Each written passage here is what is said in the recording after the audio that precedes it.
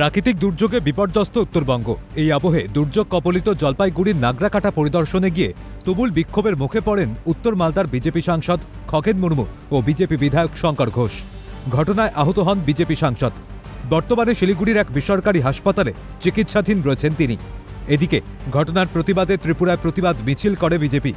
অভিযোগ, সেই প্রতিবাদ মিছিল থেকেই নাকি বেরিয়ে এসে গেরুয়া শিবিরের কয়েকজন কর্মী সমর্থক তৃণমূলের কার্যালয়ে হামলা চালিয়েছে। বিষয়টি সরেজমিনে খতিয়ে দেখতে বুধবার ত্রিপুরায় যাচ্ছে তৃণমূলের 6 সদস্যের এক প্রতিনিধি দল। এই প্রতিনিধি দলে রয়েছেন তৃণমূল সাংসদ প্রতিমা মণ্ডল, সায়নী ঘোষ, পশ্চিমবঙ্গের বনমন্ত্রী বীরবাহা হাঁসদা, পশ্চিমবঙ্গ তৃণমূল কংগ্রেসের সাধারণ সম্পাদক কুণাল ঘোষ, তৃণমূলের যুব নেতা সুদীপ রাহা এবং দলের রাজ্যসভার সাংসদ সুস্মিতা দেব। বিষয়টি নিয়ে নিজের এক্স হ্যান্ডেলে পোস্ট করেছেন তৃণমূলের সর্বভারতীয় সাধারণ সম্পাদক অভিষেক বন্দ্যোপাধ্যায়।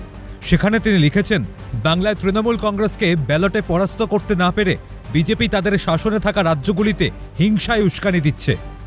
ওদের কার্যকর্তারা পুলিশের উপস্থিতিতে ত্রিপুরায় আমাদের দলীয় অফিসে হামলা ও ভাঙচুর চালিয়েছে। গোটা বিষয়টি নিয়ে শুরু হয়েছে রাজনৈতিক চর্চা। এই ইস্যুতে বিজেপির বিরুদ্ধে সরব হয়েছে ঘাসফুল শিবির। রাজ্য তৃণমূল কংগ্রেসের সহসভাপতি জয়প্রকাশ মজুমদারের দাবি, বিজেপি দেশ জুড়ে প্রতিহিংসার রাজনীতি করছে। বিজেপি গুন্ডা বাহিনী এবং প্রতিহিংসার রাজনীতি করে, অতি নিম্নরুচির রাজনীতি এই বিজেপি দেখাচ্ছে সারা ভারত জুড়ে। তার মধ্যে সব থেকে বেশি এই পশ্চিমবঙ্গে এবং অন্য জায়গাতেও আমরা দেখছি। একই সুর ত্রিপুরা যুব তৃণমূল কংগ্রেসের সভাপতি শান্তনু সাহার গলায়। তার দাবি, এভাবে দলের কার্যালয় ভাঙচুর করে তৃণমূল কংগ্রেসকে আটকানো যাবে না।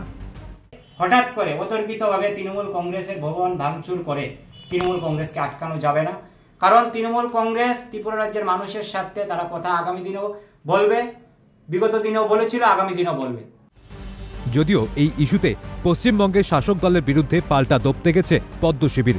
ত্রিপুরা বিজেপির যুব মোর্চার সভাপতি তথা বিধায়ক সুশান্ত দেবের পাল্টা দাবি, সন্ত্রাস করে বিজেপিকে রোখা যাবে না। পশ্চিমবঙ্গেও বিজেপির নেতৃত্বে সরকার প্রতিষ্ঠিত হবে। যেরকম ভাবে সন্ত্রাস করে ক্ষমতায় টিকে থাকার চেষ্টা করছে মমতা ব্যানার্জির দল, সন্ত্রাস করে ক্ষমতায় টিকা যায় না, সন্ত্রাস করে ভারতীয় জনতা পার্টিকে আটকানো যায় না। আমরা ত্রিপুরার ক্ষেত্রেও দেখেছিলাম, সিপিএম সন্ত্রাস করে আমাদেরকে আটকে রাখার চেষ্টা করেছিল। 18তে কিন্তু আমরা ক্ষমতার পালাবদল করেছি, ত্রিপুরা রাজ্যে পদ্মফুল ফুটিয়েছি। আমরা তদ্রুপ পশ্চিমবাংলায়ও আমরা ভারতীয় জনতা পার্টির নেতৃত্বে সরকার প্রতিষ্ঠা হবে এবং এই মমতা ব্যানার্জির যেই সরকার, যেই জঙ্গলরাজ, যেই সন্ত্রাসের সরকার চলছে, সেই সন্ত্রাসের সরকারের পতন অবিসম্ভাব্য।